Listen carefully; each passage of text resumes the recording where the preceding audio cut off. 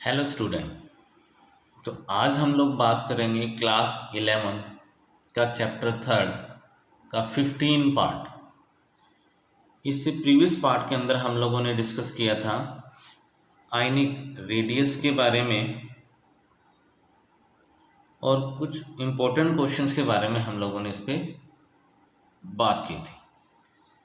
तो चलिए मैं इस प्रीवियस लेक्चर्स को थोड़ा सा रिकॉल कर देता हूँ जल्दी क्या क्या चीज़ें हम लोगों ने रीड की थी। आयनिक रेडियस, एक्चुअली में आयनिक रेडियस क्या होते हैं? The effective distance of the nucleus from the ions. Okay, तो उस चीज़ को चेक करने के लिए हमने पहले डिफाइन किया था किसको? कटायन और एनायंस को। तो कटायन क्या होता है? 1 इलेक्ट्रॉन लूज करेगा, पॉजिटिव चार्ज आएगा। 1 इलेक्ट्रॉन गेन करेगा एनायन, तो नेगेटिव चार्ज आएगा। ये हमने इंक्वायरी चेक की थी आयंस के अंदर, क्योंकि आयनिक रेडियस को चेक करने से पहले हमें आयंस की इंफॉर्मेशन होना बहुत ज़रूरी है। फिर उसके बाद हमने 2 टेक्निकल टर्म्स पे डिस्कस किया था कि जो कटायन जो है, कटायन उसकी जो रेडियस है वो लार्ज होती है अपने ही आयंस, या फिर यूँ कह सकते हैं कि जो पेरेंटल एटम है उसकी साइज या रेडियस लार्ज होती है उसके आयंस। तो वहाँ हमने डिस्कस किया था सोडियम और सोडियम प्लस के बारे में। तो ऑब्वियस सी बात है, सोडियम के पास 11 इलेक्ट्रॉन है, इसके पास 10 इलेक्ट्रॉन है। यहाँ 11 न्यूक्लियर चार्ज है प्लस 11, यहाँ भी प्लस 11 न्यूक्लियर चार्ज है, but number of electron decrease. और सेकंड हमारे पास जो सबसे इम्पोर्टेंट फैक्ट था वो था क्या? Number of shells. Number of shell क्या हो गए हैं? डिक्रीज हो, जिसकी वजह से इसका साइज लार्ज और इसका साइज क्या हो जाएगा? स्मॉलर हो जाएगा। यही केस हम लोगों ने चेक किया था कहाँ? क्लोरीन के केस में, कि क्लोरीन में इसका साइज लार्ज होता है और इसका साइज स्मॉलर होता है।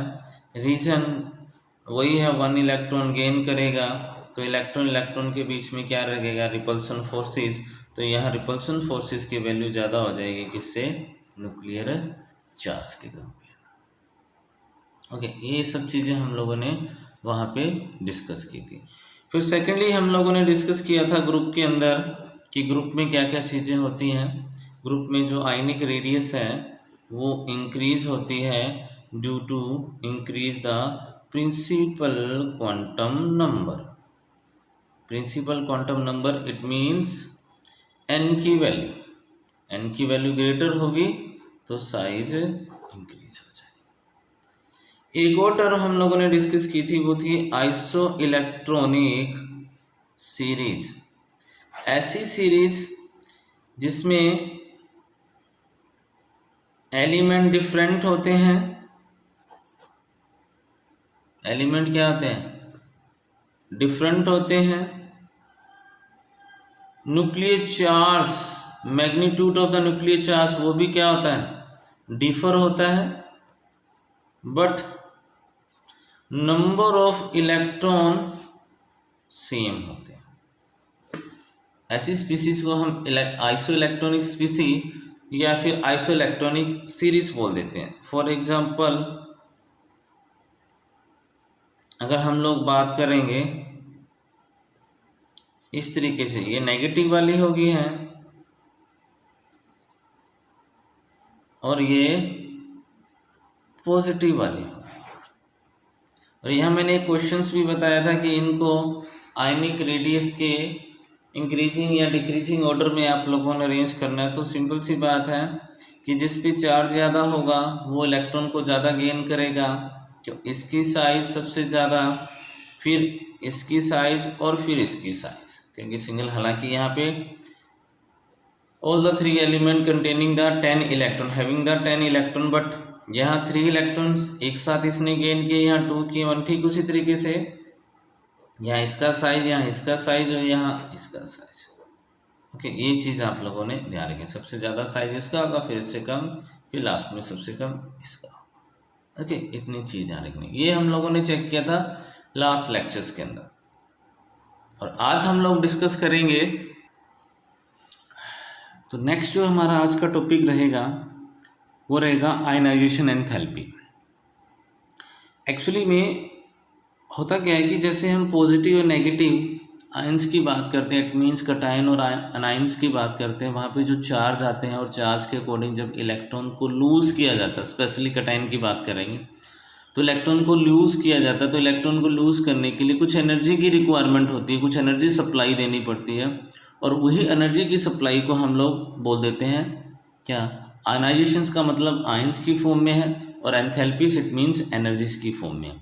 तो आयनाइजेशन एंथैल्पीज की डेफिनेशंस क्या होगी, the energy required to remove electron from the isolated gaseous atom in its ground state, in its ground state. It means ऐसी एनर्जी जो किसी भी एटम्स जो कि आइसोलेटेड गैसियस सिस्टम के अंदर है, ग्राउंड स्टेट के अंदर है, इलेक्ट्रॉन को रिमूव करवाने के लिए जो एनर्जी की रिक्वायरमेंट होती है। सपोज अगर हम लोग बात करें, सपोज कोई एक्स एलिमेंट है जो गैसियस फॉर्म में है, जैसे वन इलेक्ट्रॉन क्या करेगा, रिमूव करेगा, रिमूव करने के बाद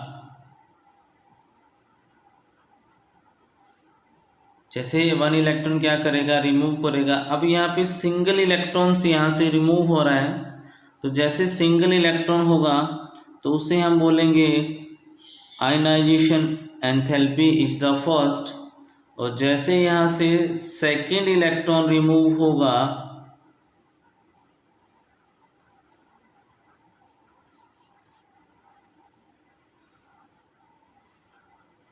उसे हम बोलेंगे ionization enthalpy second. It means so on, जैसे जैसे इलेक्ट्रॉन रिमूव होता जाएगा आउटरमोस्ट सेल्स के अंदर, वैसे वैसे इनकी एनर्जी की रिक्वायरमेंट, या फिर हम यूँ कह सकते हैं एनर्जी जो है वो फर्स्ट सेकंड थर्ड इस तरीके से यहाँ से गोइंग ऑन चलती जाएगी। ओके, क्लियर हो गया?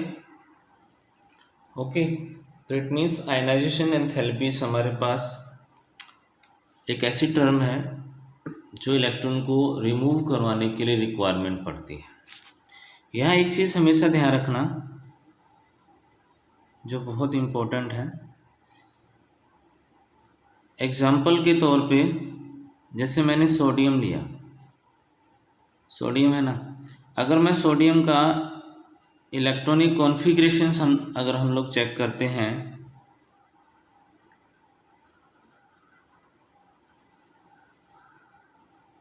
तो फर्स्ट सेल में 2 इलेक्ट्रॉन, सेकंड में 8, और लास्ट जो आउटर मोस्ट सेल है उसमें 1 इलेक्ट्रॉन।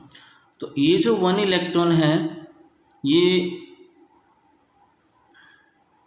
मोस्ट लूजली अटैच है,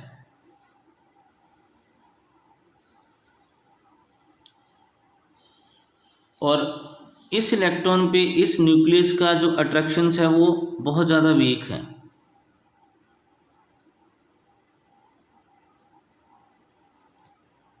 ओके, तो इसको बड़ा इजीली हम लोग यहाँ से रिमूव करवा सकते हैं। तो जैसे आप सोडियम को रिमूव करवाओगे तो सोडियम प्लस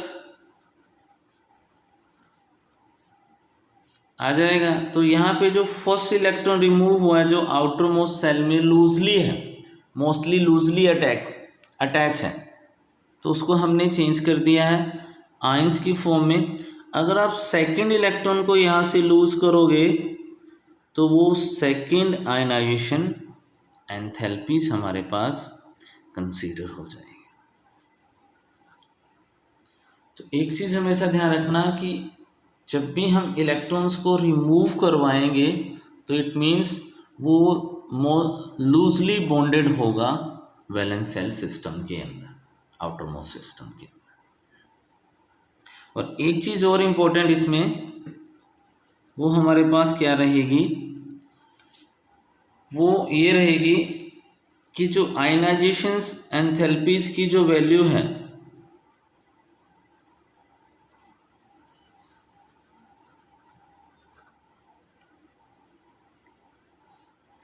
ऑलवेज पॉजिटिव रहेगी। क्या रहेगी? पॉजिटिव रहेगी। आगे बात समझ में। यहाँ एनर्जी सप्लाई दी जा रही है, एनर्जी सप्लाई दी जा रही है, it means energy given the जा रही है ताकि इलेक्ट्रॉन्स को लूज करवाया जा सके। और एक चीज हमेशा ध्यान रखना कि smaller the value of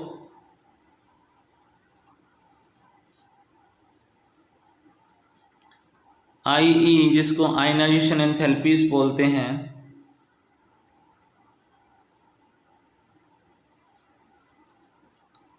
the easily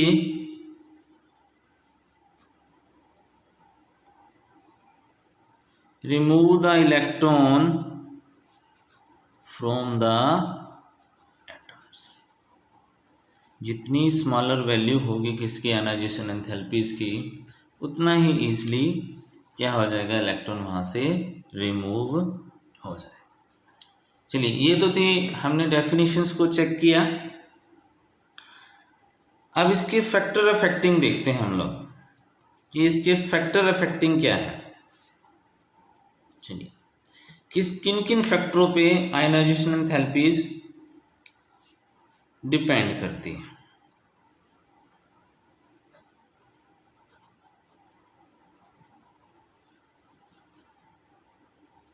किन किन फैक्टरों पे आयनाइजेशन एंथैल्पीज डिपेंड करती है। फर्स्ट मोस्ट इंपॉर्टेंट आता है साइज ऑफ द एटम।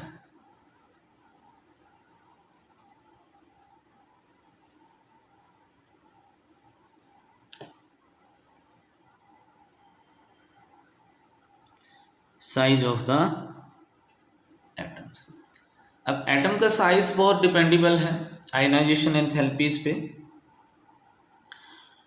क्योंकि अगर आप लोग इस चीज़ को इस तरीके से समझोगे कि ये हमारे पास न्यूक्लियस है, एक इलेक्ट्रॉन फर्स्ट सेल में है, एक इलेक्ट्रॉन सेकंड सेल में है, और एक इलेक्ट्रॉन थर्ड सेल में है, और एक इलेक्ट्रॉन फोर्थ सेल में है। यहाँ ये डिस्टेंस है, यहाँ पे ये डिस्टेंस है, यहाँ ये डिस्टेंस है, और ये डिस्टेंस, जिसको हम क्या बोल देते हैं, आयनिक रेडियस कंसीडर कर देते हैं, या फिर एटॉमिक रेडियस कंसीडर कर देते हैं। तो आप देखोगे कि न्यूक्लियस के बिल्कुल नियरेस्ट फर्स्ट सेल में इलेक्ट्रॉन है, फिर सेकंड सेल में है, फिर थर्ड सेल में है, और ये जो फोर्थ सेल वाला है ये काफ़ी दूर है इस न्यूक्लियस से। तो जैसे यहाँ पे ये काफ़ी दूर होगा, इट मीन्स साइज क्या हो जाएगा, इंक्रीज, और जैसे साइज इंक्रीज होगा न्यूक्लियर चार्ज क्या हो जाएगा, डिक्रीज, और जैसे न्यूक्लियर चार्ज क्या होगा, डिक्रीज, तो हम लोग ईजिली इस इलेक्ट्रॉन को क्या कर देंगे, रिमूव कर देंगे। ईजिली क्या आ जाएगा, रिमूव हो जाएगा। इट मीन्स अगर मैं इसको एक फॉर्मूले के अंदर कन्वर्ट करूं तो size of the atoms inversely proportional to IE। अगर IE की वैल्यू ज़्यादा है तो इट मीन्स साइज कम है, क्योंकि अगर इस इलेक्ट्रॉन को रिमूव करवाएंगे तो हमें ज़्यादा एनर्जी की रिक्वायरमेंट पड़ेगी, क्योंकि न्यूक्लियस का इस पर अट्रैक्शन ज़्यादा है। तो जैसे जैसे साइज इंक्रीज होता जाएगा वैसे वैसे आयनाइजेशन एंथैल्पीज की वैल्यू कम होती जाएगी, और हमें क्या चाहिए, smaller the value of the ionization enthalpies. तो जितनी वैल्यू कम होगी उतना ही ईजिली हम इसको रिमूव करवा सकते हैं। ओके, क्लियर हो गया। तो size of the atoms okay, इस चीज़ का ध्यान रखना, इस फॉर्मूले को अच्छी तरीके से आप लोगों ने चेक कर लेना है। ओके, नेक्स्ट देखते हैं। सेकंड जो हमारे पास फैक्टर आता है वो सेकंड फैक्टर है, तो सेकंड जो हमारे पास फैक्टर आ रहा है चार्ज ऑन द न्यूक्लियस। तो चार्ज ऑन न्यूक्लियस का मतलब ये हो गया कि अगर हम इस सिचुएशंस को चेक करें जो हमने फर्स्ट फैक्टर के अंदर चेक किया था, कि अगर इस न्यूक्लियस का इस इलेक्ट्रॉन पे अट्रैक्शन ज़्यादा है तो जैसे जैसे अट्रैक्शंस कम होता जाएगा वो लूजली होता जाएगा, और लूजली होता जाए तो ईजिली हम उसको क्या कर सकते हैं, रिमूव कर सकते हैं। तो सिंपल सी बात यहाँ पे होती है कि जो हमारे पास इसका अट्रैक्शन जो या फिर अट्रैक्टिव फोर्स है, attractive force between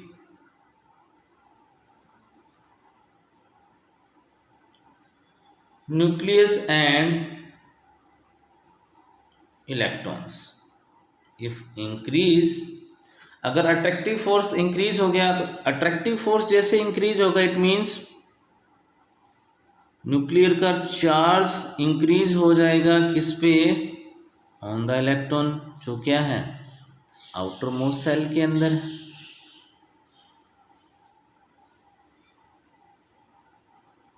outer most shell के अंदर है, तो जैसे न्यूक्लियर चार्ज इंक्रीज होगा तो डिफिकल्टी हो जाएगी इलेक्ट्रॉन को क्या रिमूव करवाने में, डिफिकल्टी हो जाएगी क्या इलेक्ट्रॉन को रिमूव करवाने में। तो इट मीन्स अगर यहाँ पे मैं इस चीज़ को इस तरीके से मेजर कर दूं, कहते हैं increase the nuclear charge difficult to remove the electrons, difficult to remove the electron। Okay, that means अगर न्यूक्लियर चार्ज की वैल्यू इंक्रीज होती है तो आयनाइजेशन एंथैल्पीज की वैल्यू भी क्या होगी, इंक्रीज करवानी पड़ेगी, क्योंकि वो उस पर फोर्स ऑफ अट्रैक्शंस ज़्यादा लगा। ओके, नेक्स्ट जो थर्ड इसमें फैक्टर आता है वो आता है screening effect of the inner electron,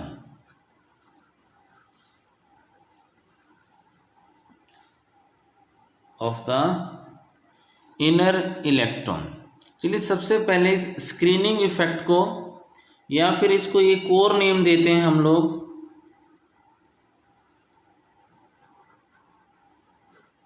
shielding effect. क्या नाम, स्क्रीनिंग या फिर शील्डिंग इफेक्ट। चलिए इसको चेक करते हैं कि एक्चुअली में ये स्क्रीनिंग और शील्डिंग इफेक्ट होता क्या है।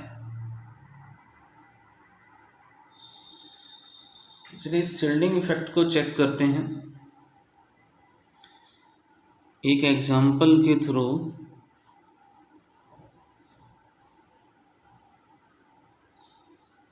सपोज क्लोरीन एटम्स की बात करते हैं, तो इसकी फर्स्ट सेल में 2 इलेक्ट्रॉन हैं, सेकंड सेल में 8 इलेक्ट्रॉन हैं और लास्ट सेल में 7 इलेक्ट्रॉन है। अब एक्चुअली में शील्डिंग इफेक्ट या स्क्रीनिंग इफेक्ट होता क्या है कि यहाँ जो आउटर मोस्ट सेल में इलेक्ट्रॉन है, मल्टी इलेक्ट्रॉन मतलब बहुत ज़्यादा इलेक्ट्रॉन है, तो इलेक्ट्रॉन्स के बीच में क्या लगता है, रिपल्सन फोर्सेस लगता है।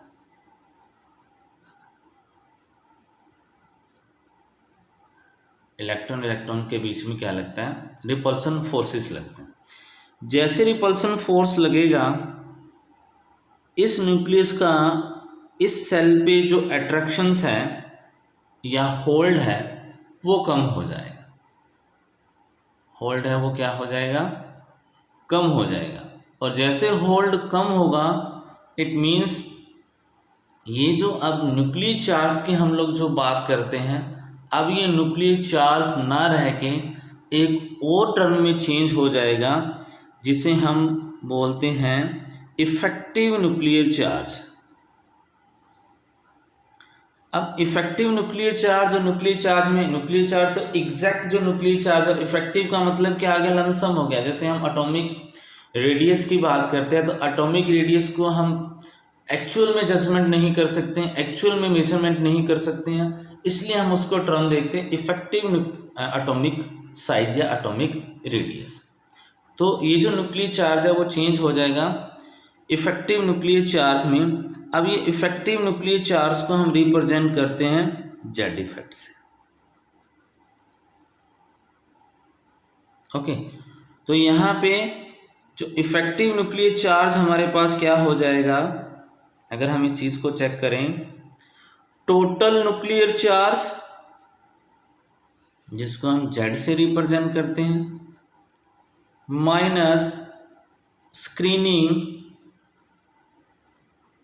कांस्टेंट जिसको हम एस से रिप्रेजेंट करते हैं। अब ये सिचुएशंस यहाँ पे बन जाएगी, अब ये सिचुएशंस यहाँ पे बन जाएगी।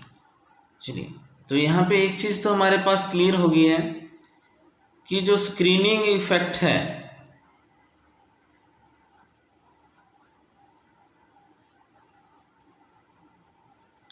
वो एक्चुअल में हमारे पास क्या डेफिनेशंस होगी, in multi electrons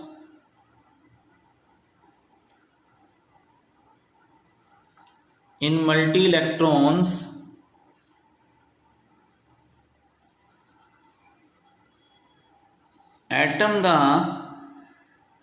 outermost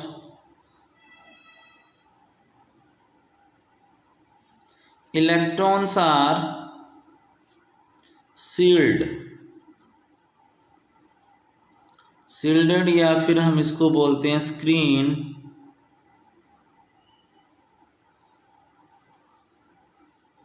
from the nucleus by the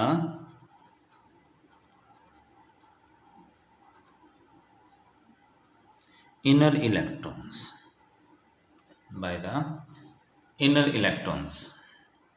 okay. अब यहाँ पे एक चीज आ रही है कि सर आप तो इनर इलेक्ट्रॉन्स के बारे में, यहाँ तो इनर इलेक्ट्रॉन्स के बारे में आप बात कर रहे हो और यहाँ आपने सिचुएशंस बताई किसकी, आउटर मोस्ट सेल की। देखिए यहाँ भी हम इस तरीके से इसको फील कर सकते हैं कि जैसे यहाँ इनकमिंग इलेक्ट्रॉन्स आएगा तो यहाँ हमें रेनफोर्स में इसको एनर्जी देनी पड़ेगी। तो आप चाहे इस सिचुएशंस में इसको अंडरस्टूड कर सकते हो, अगर यहाँ नहीं करना चाहते हो तो आप इनर सेल में आ जाओ। तो इनर सेल में भी यही चीज होगी कि इलेक्ट्रॉन के बीच में क्या लगेगा, इलेक्ट्रॉनिक रिपल्सन्स लगेगा। तो जैसे इलेक्ट्रॉनिक रिपल्सन्स लगेगा तो क्या हो जाएगा, न्यूक्लियस का उस पर होल्डअप कम हो जाएगा और होल्डअप कम होने के बाद साइज क्या हो जाएगा, ज़्यादा हो जाएगा। तो यहाँ पे एक चीज़ सामने जो हमारे पास आई है कि अगर स्क्रीनिंग इफेक्ट ज़्यादा है, ग्रेटर द स्क्रीनिंग इफेक्ट, अगर स्क्रीनिंग इफेक्ट ज़्यादा होगा तो हमारे पास आयनाइजेशन एंथैल्पीज की वैल्यू कम होगी। ये चीज़ ध्यान रखनी है, ये इंक्रीजिंग है इस तरीके से, और ये हमारे पास क्या हो गया, डिक्रीजिंग। एक बार फिर मैं कंसेप्ट को क्लियर कर देता हूँ कि स्क्रीनिंग इफेक्ट एक्चुअली में क्या आता है कि जो इनर वाले इलेक्ट्रॉन होते हैं वो उनके बीच में क्या लगता है, रिपल्सन्स फोर्सेस लगते हैं, क्योंकि सेम चार्ज होता है। तो सेम चार्ज लगने की वजह से क्या चीज़ होगी कि जो न्यूक्लियस का है उस पर अट्रैक्शंस कम हो जाएगा, और जैसे न्यूक्लियस का अट्रैक्शंस कम हो गया एक नई टर्म में वो चेंज हो जाएगा किसको, जिसको हम बोलते हैं इफेक्टिव न्यूक्लियर चार्ज, और एक्चुअली में इफेक्टिव न्यूक्लियर चार्ज हमारे पास क्या होगा, जो टोटल न्यूक्लियर चार्ज है माइनस जो लग रहा है किसका, इलेक्ट्रॉन का रिपल्सन, जिसको हम स्क्रीनिंग इफेक्ट बोलते हैं या स्क्रीनिंग कांस्टेंट बोलते हैं, वो है। तो इसका मतलब ये चीज़ होगी कि अगर स्क्रीनिंग कांस्टेंट की वैल्यू ज़्यादा होती है, अगर स्क्रीनिंग कांस्टेंट की वैल्यू ज़्यादा होती है तो आयनाइजेशन एंथैल्पी इसकी वैल्यू कम लगेगी। ये जो आउटर मोस्ट सेल वाला मैंने जो कंसेप्ट आप लोगों को बताया है, ये भी इसमें फॉलो होता है कि अगर इनकमिंग इलेक्ट्रॉन को अगर हम यहाँ ऐड करना चाहते हैं तो ये क्या करेंगे, अपोज करेंगे, तब हमें फोर्सफुली बाहर से एनर्जी लगानी पड़ेगी। वो एक नई टर्म आती है जिसको हम बोलते हैं इलेक्ट्रॉन गेन एंथैल्पीज। बट यहाँ हम लोग डिस्कस कर रहे हैं कहाँ पे, जो इलेक्ट्रॉन को रिमूव करवाने के लिए जो एनर्जी की रिक्वायरमेंट होती है। ओके, तो अगर ये कंसेप्ट आपको थोड़ा सा अजीब सा लग रहा है आउटर मोस्ट सेल वाला, तो कोई बात नहीं, इसको आप लोग छोड़ दो, इनर सेल्स पे आ जाओ। इनर सेल्स के अंदर जो इलेक्ट्रॉन होते हैं आपस में रिपल्सन फोर्सेस लगाते हैं, जिससे न्यूक्लियस का होल्ड अप कम हो जाता है और उनका साइज बढ़ जाता है और हम इलेक्ट्रॉन को आसानी से रिमूव करवा सकते हैं। नेक्स्ट देखते हैं। नेक्स्ट जो हमारे पास इफेक्ट आता है वो इफेक्ट आता है penetration effect of the electron. Actually में क्या है कि अभी हम लोगों ने डिस्कस किया था स्क्रीनिंग इफेक्ट के बारे में कि आउटर मोस्ट सेल्स जो होती है हमारे पास, सॉरी जो इनर सेल्स जो होती हैं, और इनर सेल्स के अंदर जो क्या लगता है हमारे पास, रिपल्सन फोर्सेस लगता है, जिससे न्यूक्लियर चार्ज डाउन अप हो जाता है। तो एक्चुअली में पेंट्रेशन पावर क्या होती है, अगर हम इस सिचुएशंस को चेक करें कि सबसे जो नज़दीक है वो s ऑर्बिटल्स हैं, फिर उसके बाद p आता है, फिर उसके बाद d के इलेक्ट्रॉन आते हैं और लास्ट में आते हैं f के इलेक्ट्रॉन्स। तो इट मीन्स यहाँ पे क्लियर हो गया है कि जो सबसे नियरेस्ट है वो s सब सेल होगी, s हमारे पास ऑर्बिटल्स हो गया, ठीक है, फिर उसके बाद p आता है, फिर d और फिर f।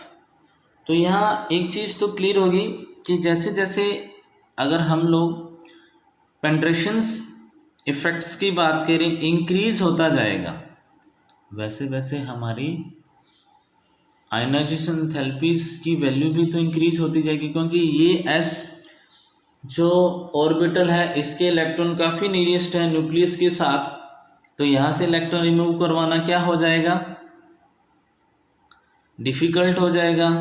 तो इट मीन्स अगर यहाँ मैं ऑर्डर सेट करूँ, ऑर्डर ऑफ पेंट्रेशन इफेक्ट, तो S की सबसे ज़्यादा, फिर P की, फिर D की और लास्ट में F ऑर्बिटल्स की। ओके, तो ये पेंट्रेशन पावर या पेंट्रेशन इफेक्ट है, पेंट्रेट इफेक्ट है कि s ऑर्बिटल के इलेक्ट्रॉन्स सबसे ज़्यादा नियरेस्ट हैं, तो यहाँ से इसको रिमूव करवाना बड़ा डिफ़िकल्ट हो जाएगा।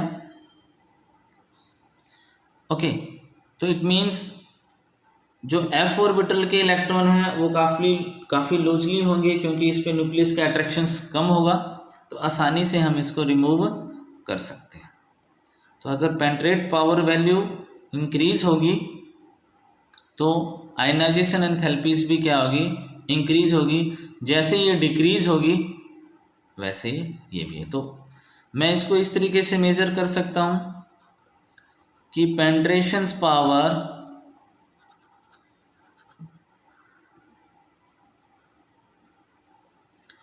Directly proportional to ionization enthalpy. अगर इसकी वैल्यू ज़्यादा होगी तो इसकी वैल्यू भी ज़्यादा होगी। ओके, क्लियर हो गया। चलिए नेक्स्ट देखते हैं। चलिए जी, नेक्स्ट हमारे पास जो फैक्टर आता है वो है इलेक्ट्रॉनिक अरेंजमेंट। एक्चुअली में जो आयनाइजेशन एंथैल्पी है वो काफ़ी डिपेंड्स करती है ऑन इलेक्ट्रॉनिक कॉन्फ़िगरेशंस पे। इलेक्ट्रॉनिक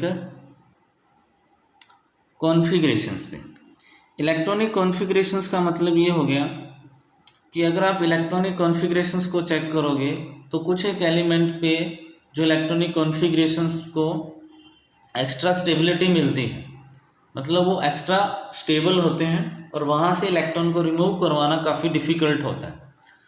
तो इस केस में जैसे फॉर एग्जांपल एक होता है हमारे पास fulfilled electronic configurations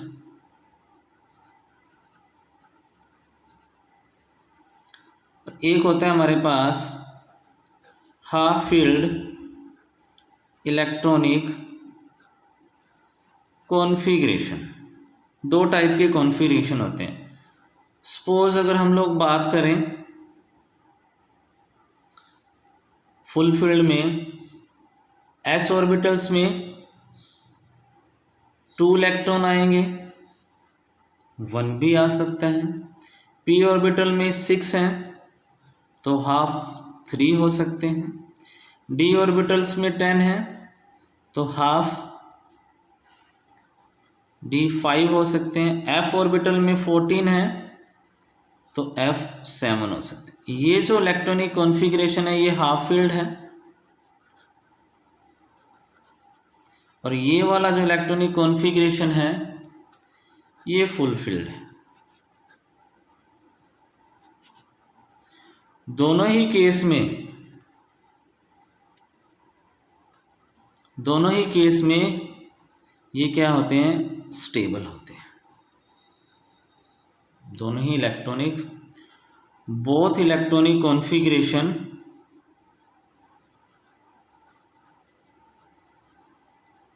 are stable. तो इस सिचुएशंस में इलेक्ट्रॉन को रिमूव करवाना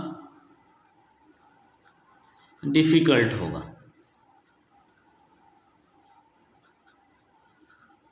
क्या होगा, रिमूव करवाना डिफ़िकल्ट होगा क्योंकि यहाँ इनको एक्स्ट्रा स्टेबिलिटी मिलती है।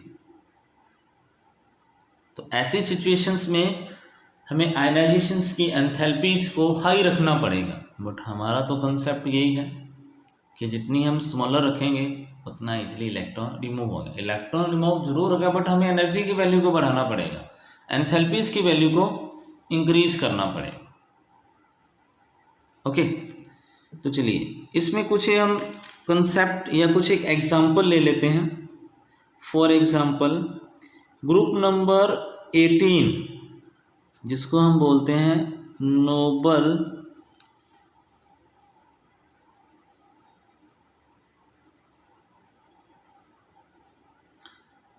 Noble gases. अगर आप नोबल गैसेस का इलेक्ट्रॉनिक कॉन्फ़िगरेशंस देखोगे तो एस भी कंप्लीट मिलेगा, पी भी कंप्लीट मिलेगा। इट मीन्स फुल फिल्ड हो जाएगा। अगर ये फुल फिल्ड हो जाएगा तो ये क्या हो जाएगा, स्टेबल। और यहाँ जो आयनाइजेशन एंथैल्पीज की वैल्यू क्या हो जाएगी, हाई। तो इसलिए ग्रुप नंबर 18 की जो आयनाइजेशन एंथैल्पीज होती है वो सबसे ज़्यादा होती है।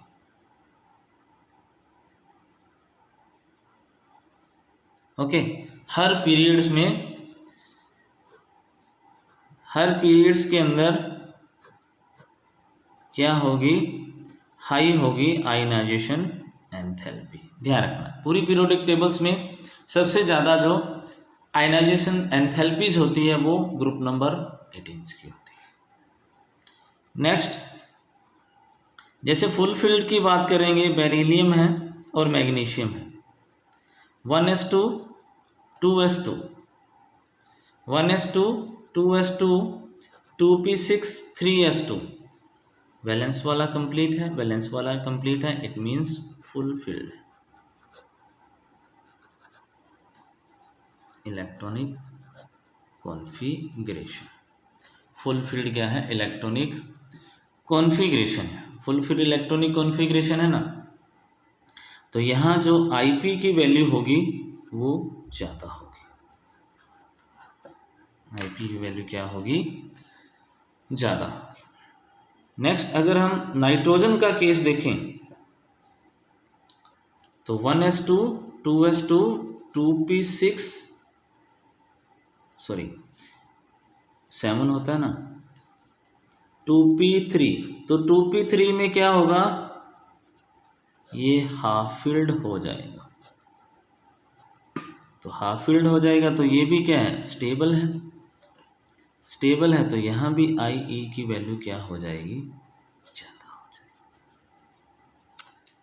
आई ई की वैल्यू क्या हो जाएगी, ज़्यादा हो जाएगी।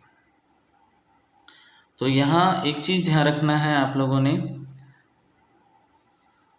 कि अगर इलेक्ट्रॉनिक कॉन्फ़िगरेशन स्टेबल है, more the stable electronic configurations greater the ionisations enthalpies. तो यहाँ मैं नोट करके मेजर कर देता हूँ, more the stable electronic configuration greater is the ionization enthalpies. Okay, ये तो हमने फैक्टर अफेक्टिंग और डेफिनेशन चेक की किसकी, आयनाइजेशन एंथैल्पीज की। नेक्स्ट लेक्चर्स के अंदर हम लोग चेक करेंगे वेरिएशंस पीरियड्स के अंदर और वेरिएशन ग्रुप के अंदर किसकी, आयनाइजेशन एंथैल्पीज की, और कुछ और इम्पोर्टेंट चीज़ों के बारे में हम लोग डिस्कस करेंगे, क्योंकि आयनाइजेशन एंथैल्पीज मोस्ट इम्पोर्टेंट है एग्जाम के पॉइंट ऑफ व्यू से और आप लोगों के कंपटीशंस के पॉइंट ऑफ व्यू से, क्योंकि कंपटीशंस में भी इसमें काफ़ी बार क्वेश्चंस इस टॉपिक से पूछे गए हैं। आई होप सो आप लोगों को आयनाइजेशन एंथैल्पीज अच्छी तरीके से समझ आ गई होगी। ओके, नेक्स्ट वीडियो लेक्चर्स के अंदर इसका जो लास्ट वाला पार्ट रह गया है, सेकंड पार्ट रह गया है, variation in the group and variation in the period, उसको चेक करेंगे। Okay, thank you guys.